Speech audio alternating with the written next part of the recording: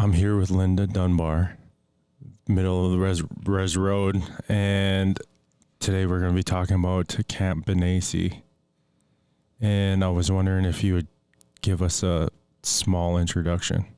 Buju wabishkan kadokwi nindigo, wabishke migizi queen indigo. Aji jack nindo dam, ondigaming unjiba, chima aganing unjiba, nindodo. Wajus do dam nindodo. My English name is Linda Dunbar. I'm originally my birth family was from Ontario, Canada. I was born and raised here in Minnesota. Spent most of my life, young life, in Minnesota, and then I got sober 40 years ago, and part of my journey was I returned to Canada for 20 years, spent time with the elders up there, and met my family. Then I met my husband, and I came, and I've been living the last 15, going on 16 years in Bad River. Are you from First Nations then up there? Yes, I'm from the Ojibways of Enigaming. That was the community that I was adopted into. My birth family is from Seine Rivers First Nations in Canada. Okay. That's quite a ways away up there. Like, how far is it away from here? Enigaming is about a 6-hour drive from Ashland. Seine Rivers is about 6.5 hours from Bad River. To get to Onigaming, do you go east or west to go into Canada? That way. Okay, that way. East. East. Yes. So you're going through Sault Ste. Marie and all that? No, we go up through International Falls. Okay. And Fort Francis, and then when we go to Enigaming, we take a left, and then we take a right outside of Manitou, and we're about an hour and a half from Fort Francis, Ontario, which is right across from International Falls, icebox of the nation. My biological family is from Seine Rivers First Nation, so you would go the opposite direction. Ojibways of Enigaming is located on Lake of the Woods. My family's community is located on Rainy Lake. So if you were to look at the map, you'd look at Lake of the Woods.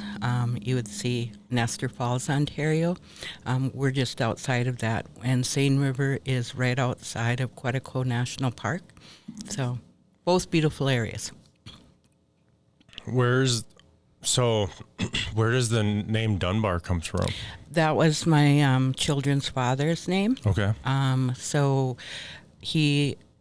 him and I were married. We had our 2 children, Crystal and Jonathan. And I've just kept the Dunbar name because of the connection to my kids. Is Crystal in Canada then? No, Crystal lives in Fort Snelling, Minnesota. Okay. She was, both my kids were a part of my recovery journey in my early sobriety.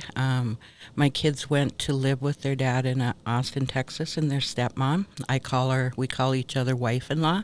And so my kids spent their growing up years with them during the school year, and then they would come and live with me in Canada during the summertime. So 40 years in recovery, that's a long time. Congratulations. Thank you. I'm just about to hit 17 in 2 weeks. Good for you. And so I understand how that changes somebody's life, and I understand that, I don't know, it's almost like you learn things that maybe other people who aren't in recovery learn, some tough lessons and everything else that goes along with that. Yes, and I think if it wasn't for my sobriety, I probably wouldn't have handled my son's death as well as I did. I was 35 years sober when my son passed away, and it was the first time that I ever thought about drinking. And I am so grateful for our culture and our way of life in Alcoholics Anonymous, because it's taught me that a drink isn't going to resolve anything. And when I had that thought, all I wanted to do was have that pain go away. But I had resources. Our elders, one of my good friends that I've been sober with for a long time, I called her, and she told me in our culture, she said, do that ceremony that old man taught us. And that's what I did. And that ceremony helped me take that urge to drink to hide my pain or to cover my pain. So yeah, recovery is a big part of my journey in my grief and in life. So you just touched on a couple of things that I have questions about. First, can you tell us about your son? Who he was, his name, what he was into? Well, my son, his name is Jonathan Jay Dunbar. When he would come and spend summers with us, and because the way that I lived in our culture, I believe both my kids got to experience two worlds, the best of two worlds. They got to be really well taken care of with their dad and stepmom, and with me, they got to be. And what I mean by that is that my kids could talk to me about anything. They got to experience who they are as Anishinaabe people. We lived off the land, and my kids, I say my kids did have the best of both worlds. When John went through a rough spot, like most kids do, in his early teens and early 20s. When he was 18, he became a father, and he was working for IBM in Texas. And it being one of the biggest corporations in the United States, did not have health care. And my grandson, his son, needed eye surgery. And that was kind of what, and the fact that two of his friends was killed in the military, kind of got him thinking about going into the military. And the way my son is that when he set his mind to something, it was 100% commitment. And, when he was 9 years old, we had put him out on his vision quest. And on that vision quest, he was told he would be a great warrior. And he also was given the bear spirit to look after him. And that's a part of his story of his military service. And so that gave me a lot of comfort knowing that my son fulfilled his mission in this world. And now he's on another path, and he still continues to help us today. So my son served 13 years in the military. He was in the Army. He was Delta Force when he was killed. And so when I say that my son gave 100%, that's what I mean. So when he went into the military, he committed himself to service, to family, and to his country. And that's the way he lived his life. And we saw that. I remember when he came back from boot camp. And my son and I had a kind of a rocky history. He had a lot of anger toward me because I wasn't there for him. Like his dad and his stepmom primarily raised him.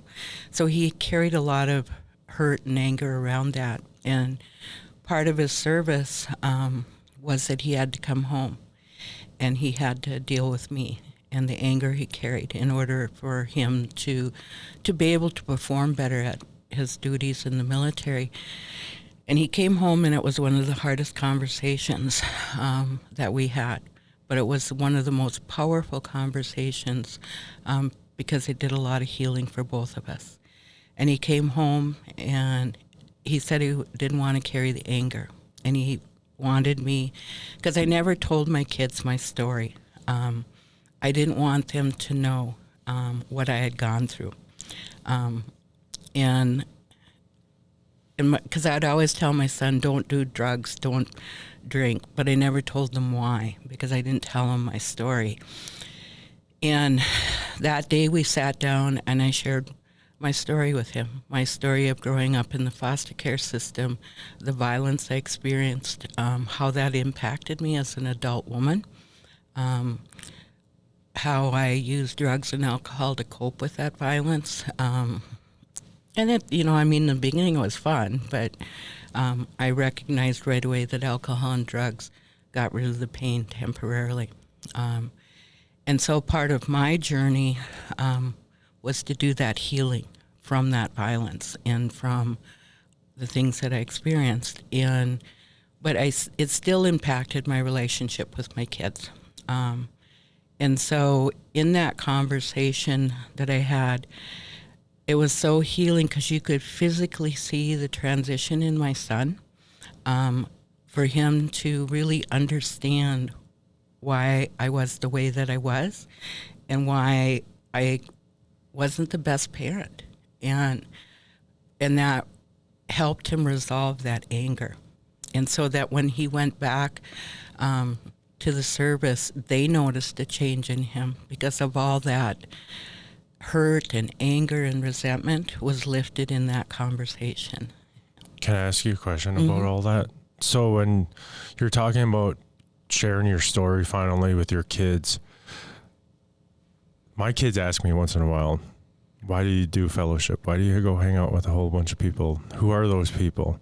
And I never know what to tell them. I tell them that I'm doing fellowship, I'm hanging out with people. But so from your perspective, when should somebody in recovery, sobriety, start letting their kids in on that story? I think your actions tells part of the story.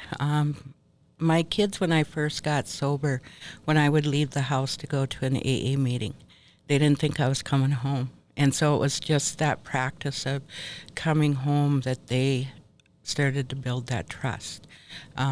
I started having conversations when it was more my daughter that asked questions. And she was like in her early, maybe 11, 12 years old. But I included my kids in sober activities. So they had an understanding. They had an understanding that mom doesn't drink, and mom doesn't do drugs, and neither does her friends. So they had that influence. And I think you'll know, and that's why I tell people, trust your heart, that if your child is asking and you feel that they will understand, and it's okay to have ongoing conversations about it, because I think that's one of the things that I learned from my experience with my son. I thought I was protecting him, but it created a lot of misunderstanding and a lot of hurt that he carried, because in his perspective, he thought I was a mom that didn't care.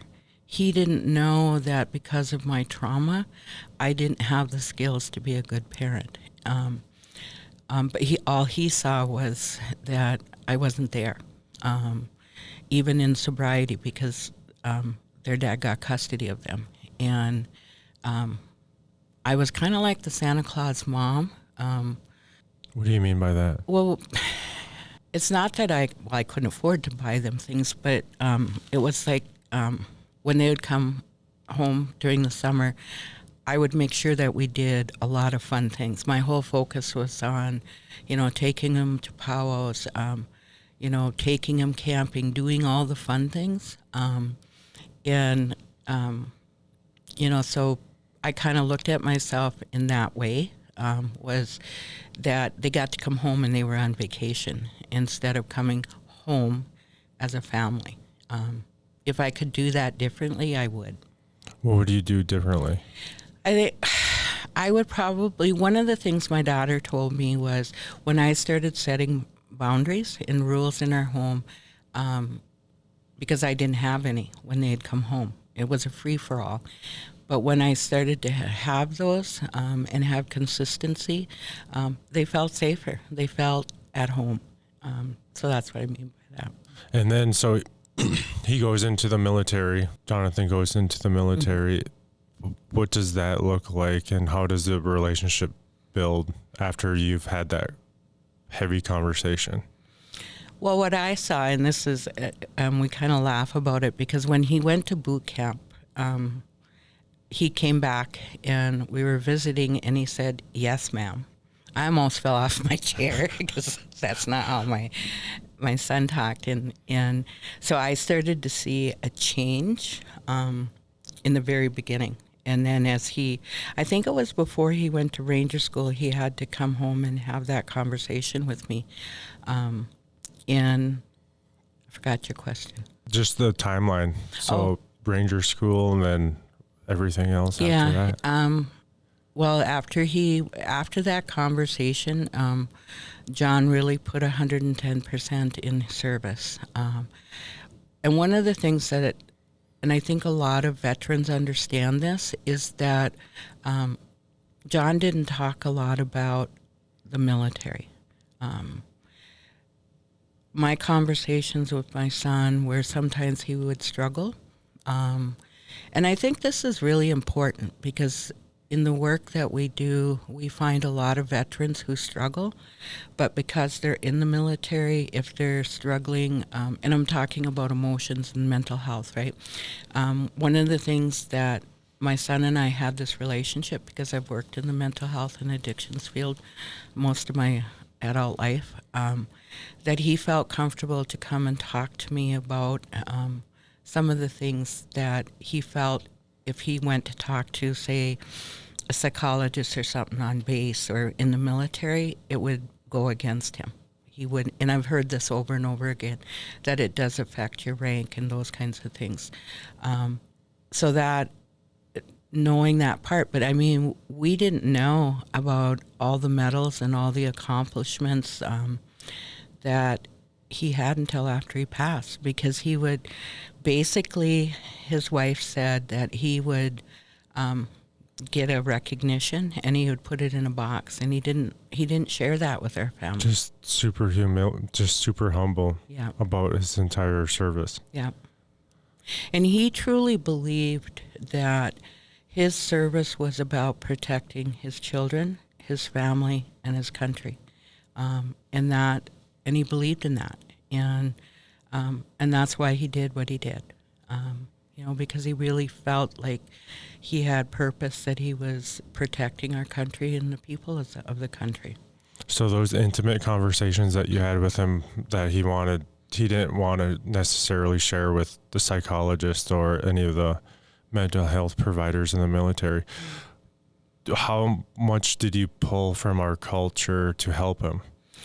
My son was given a pipe when I was working here at Mishkaus, and an elder that had come in had created, and it was beautiful because this man didn't know, and that's why I believe in Creator, and I believe in our culture and the spiritual realm of our beliefs. This elder came, and he had this vision of this bear and the star, and there's teachings there with our traditional names in our family, and the bear is his bear spirit, and he brought this, and he gave it to me, and he told me, I was told to give this to you, and you'll know what it's for. And I knew, because it was John's story of his fast when he went out when he was 9 years old. And my son carried that with him. He carried the protection, that the medicine pouch that we made for him. He carried his pipe and his traditional items. It was kind of funny because when he was overseas, he had that carving, and it was out of wood. And he took it overseas with him and had no problem having it over there. But when he came back into the United States, they confiscated it.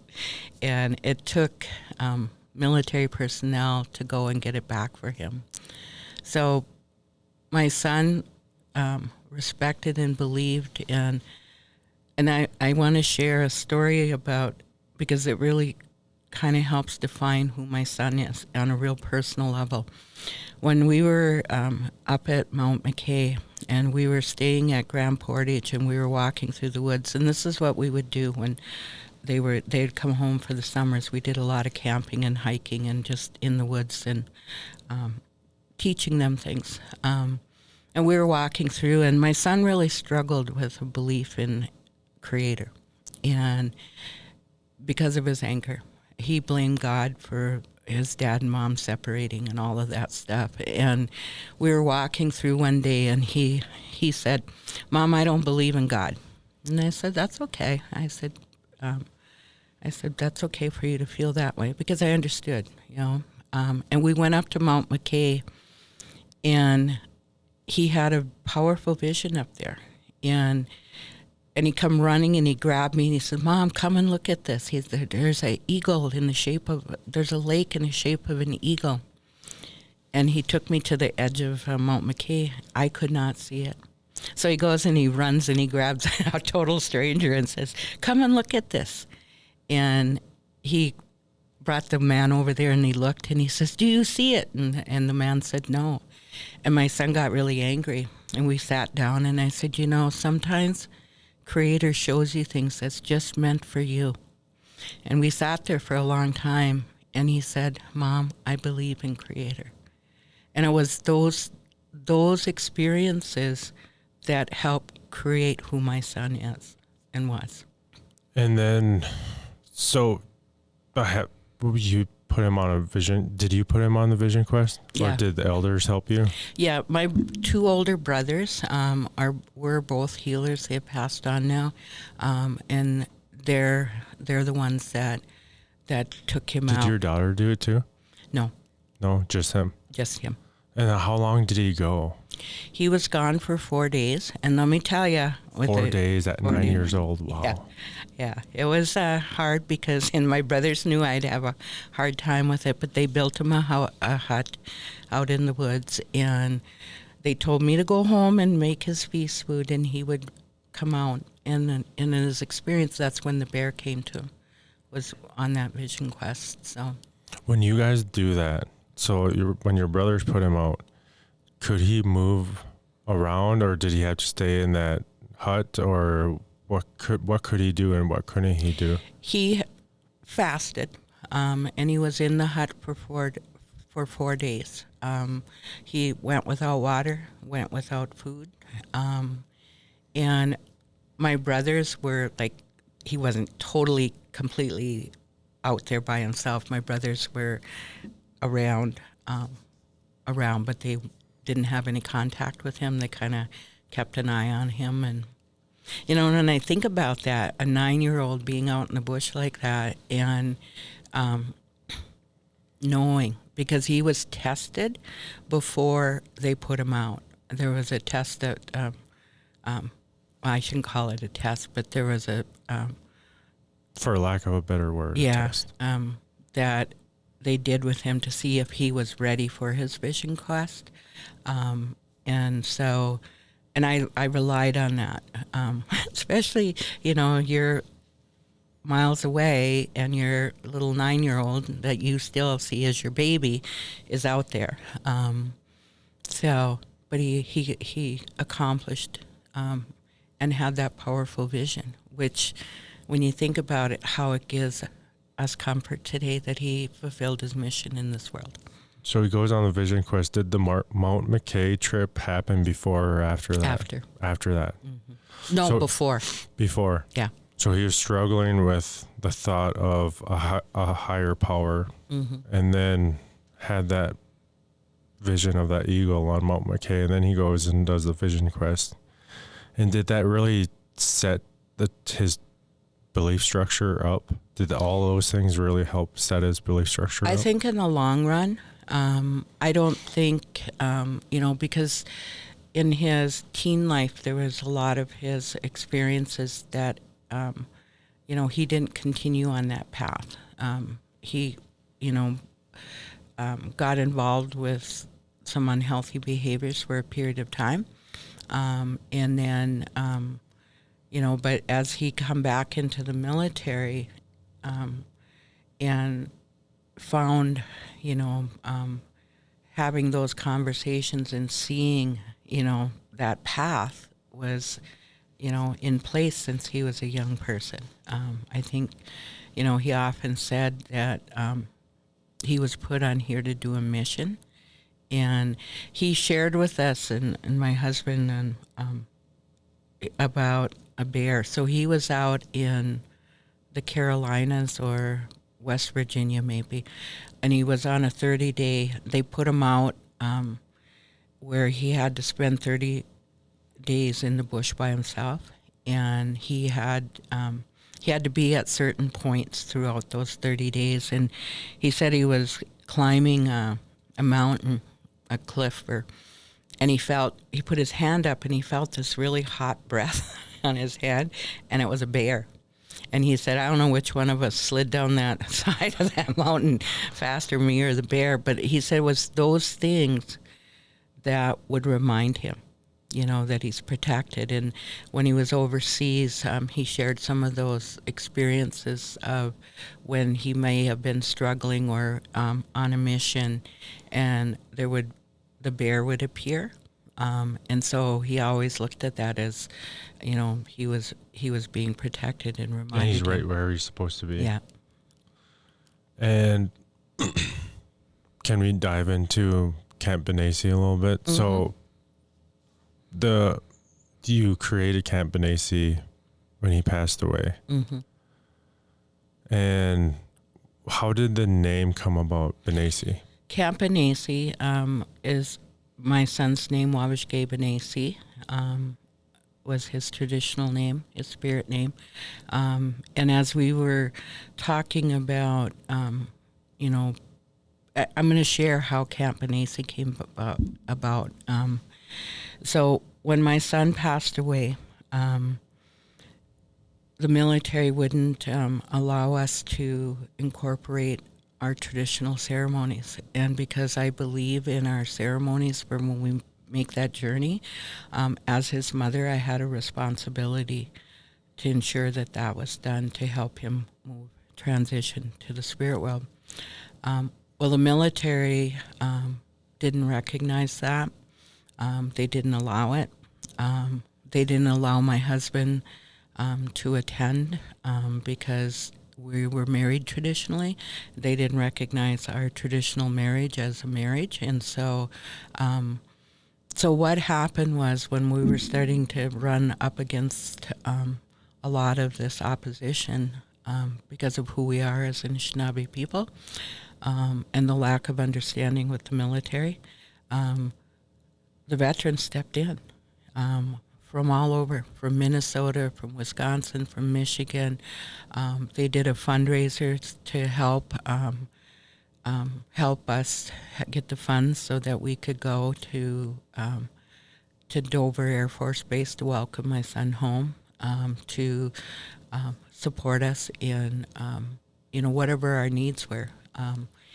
And because of my responsibility as his mother and that traditional send-off when our people leave this world, we had the memorial here.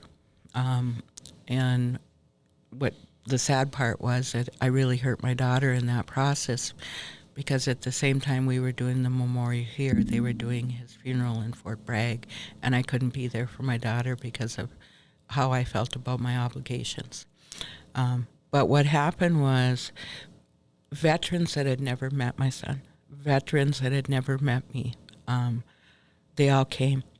They came from tribes, they came from other VFWs, those kinds of things, and they showed up for that memorial. And it was that was so moving for me to have total strangers, veterans, and I really saw what my son was talking about that camaraderie, that brotherhood, that these people would come and support us and help us. I was telling you, I don't know if you heard the story about her grandfather coming and supporting us and bringing all that wild rice, and I in our way we give back, and so I was passing on this wild rice, and I handed it to him, and he leans over, he goes, Linda, I'm the one that gave it to you.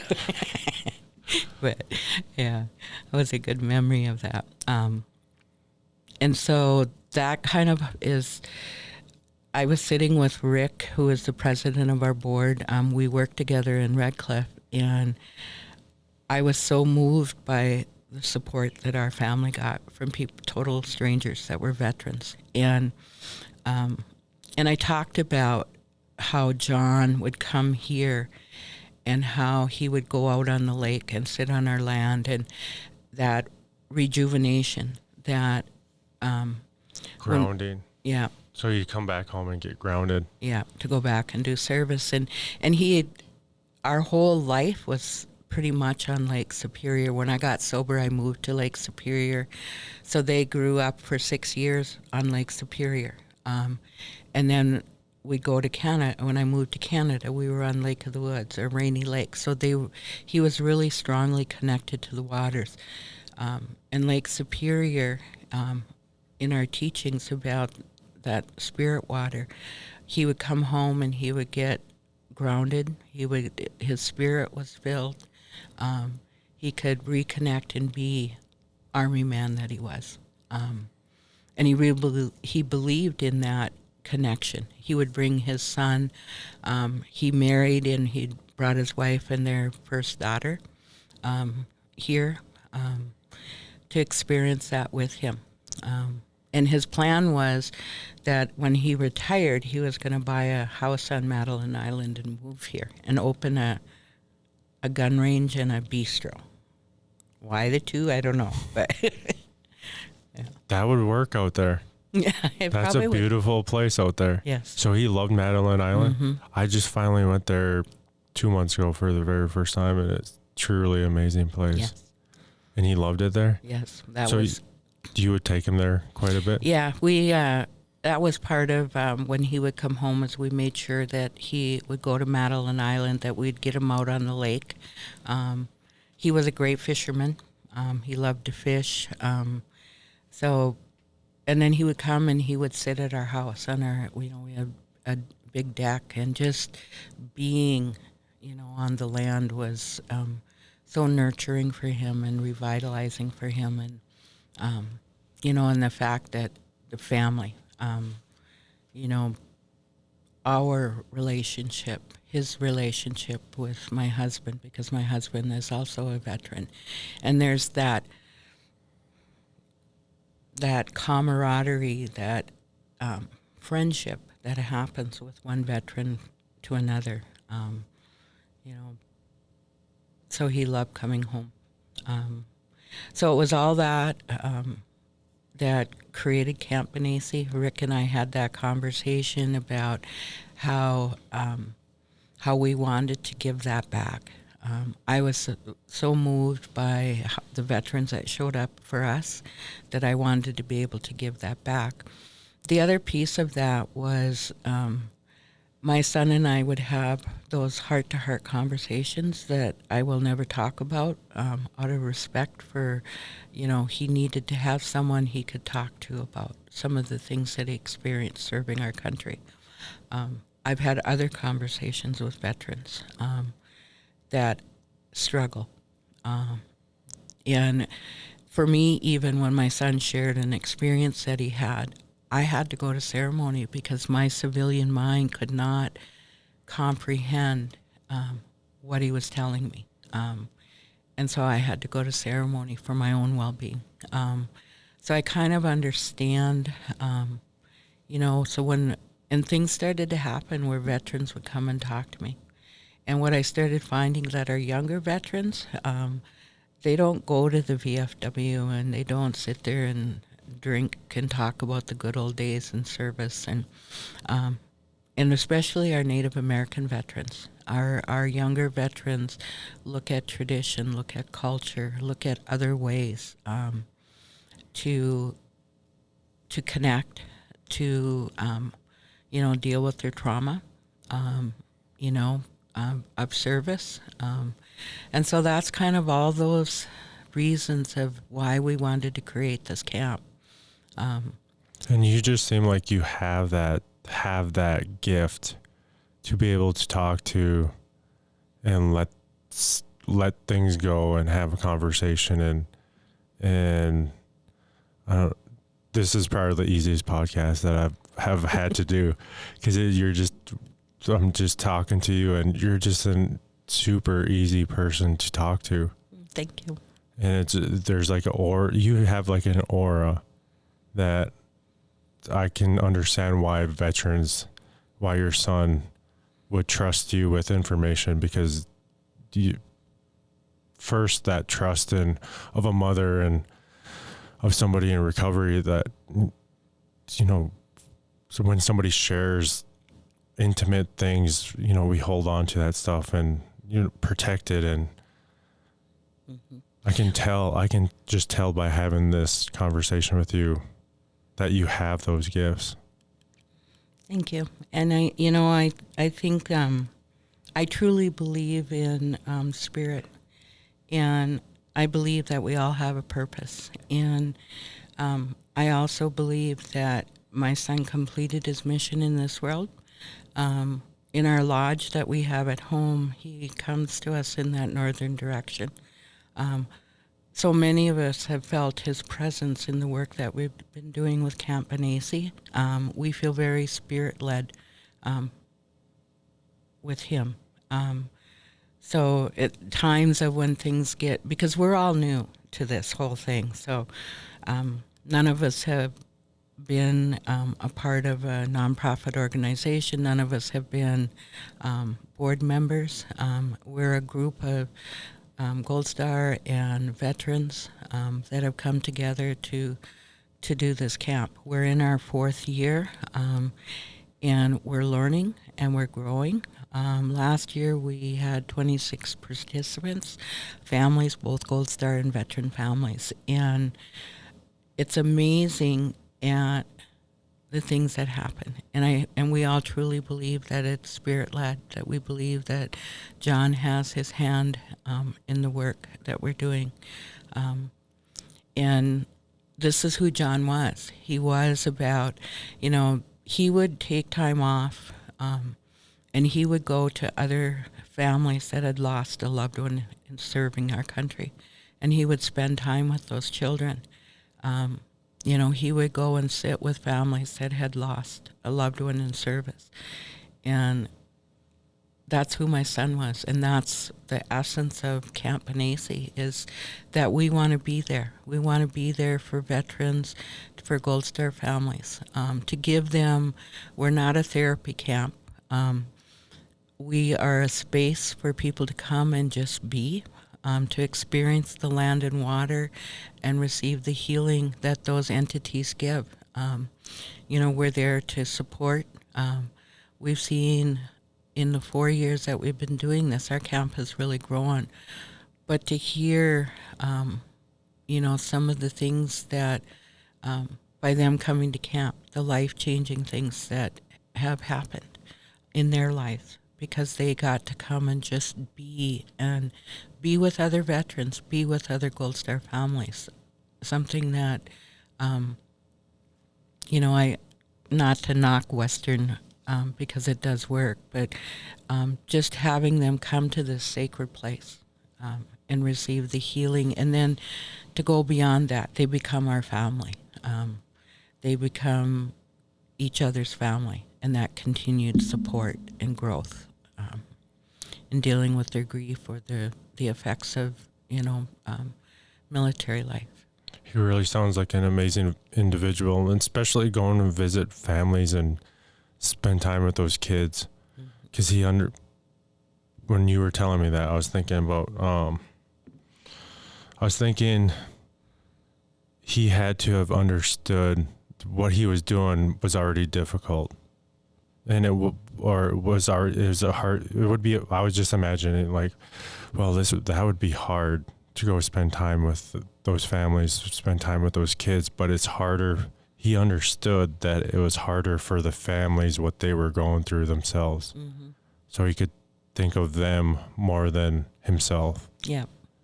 And that's amazing self-awareness to be able to put his stuff aside, put how hard it would be to go spend time with these families and know that what they're going through is harder. Mm-hmm. Sounds like his story sounds like he was an amazing individual, and I wish I would have got to meet him. He was an amazing young man. I I think of him. His youngest daughter was born after he was killed, and to see my son be the parent that he was. He had Jonathan when he was 18, and then when he married Jolinda, they had 3 daughters. And to see the love that he had for family, and to see that love for family, for other people's families. And, he would talk about his comrades, the people he served with. They all lived in the same area, and the dads would get together, and they would take the kids out fishing, and they would do things with them. And, that's not who I thought my son was. And so, because I have the whole history with him, but to see him, and I was so angry with the military for a while, but to see what the military and all the training he had and the experiences he had, to see the beautiful human being, the beautiful father, the husband that he had become. I'm very proud of him in all those areas.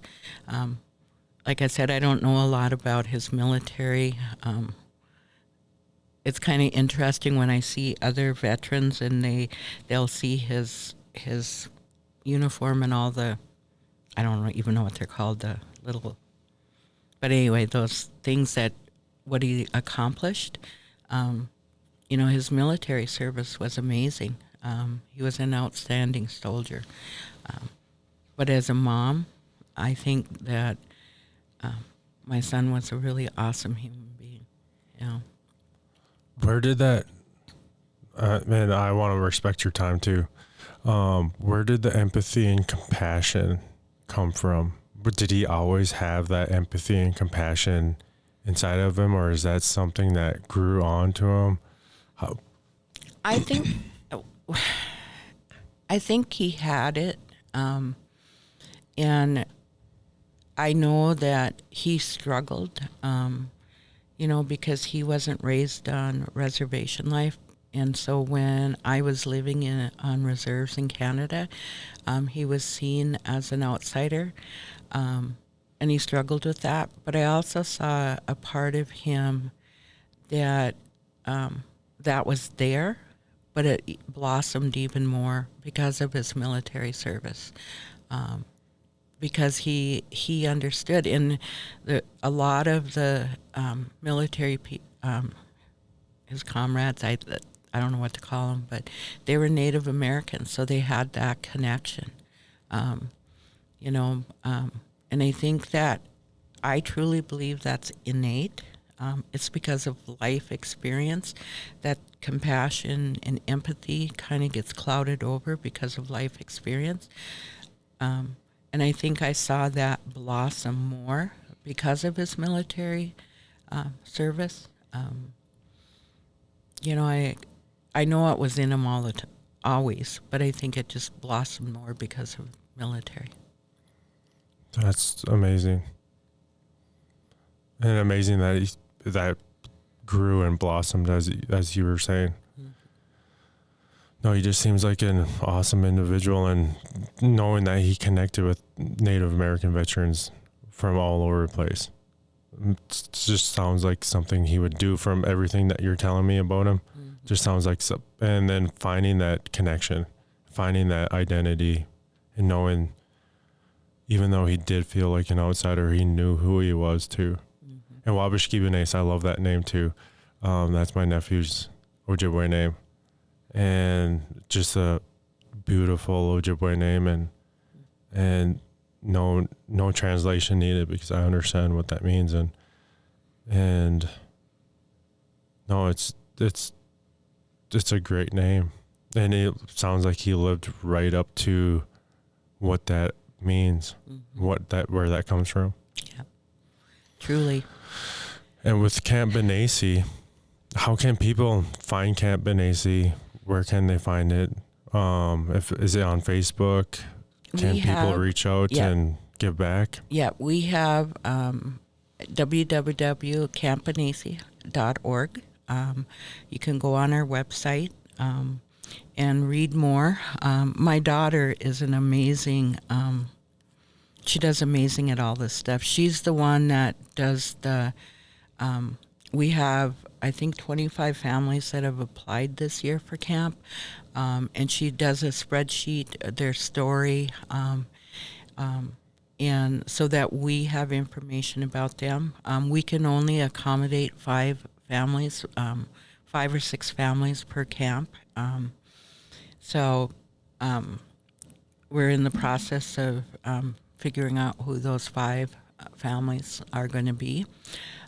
So there's criteria on there if you're interested in attending camp.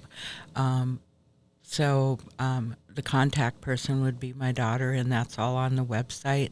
There's an application form on there. We do have a Facebook page you can tap into it any time. We post, there's a lot about our stories of the camps are on there, in pictures of the families that have attended, and some of the stories of healing that has happened because of camp. So either look us up on Facebook or on our website. Awesome. I appreciate you taking the time to come on the podcast and share a little bit about Camp Benesi and John and yourself, and we'd love to have you back. You are seriously the easiest person to have a conversation with on the podcast. Thank you. I appreciate it so much. Yeah, anytime you want us to come back, just ask. We're more than willing to come and share our story as it continues. I just think that this is really spirit-led by my son. It's something that he would want us to do, and everybody involved, they're committed, and we want to help people on their healing journey from their loss or from their traumas from military life, and that's what we want to do, and we're all committed to that. Awesome. So, thank you. Thank you.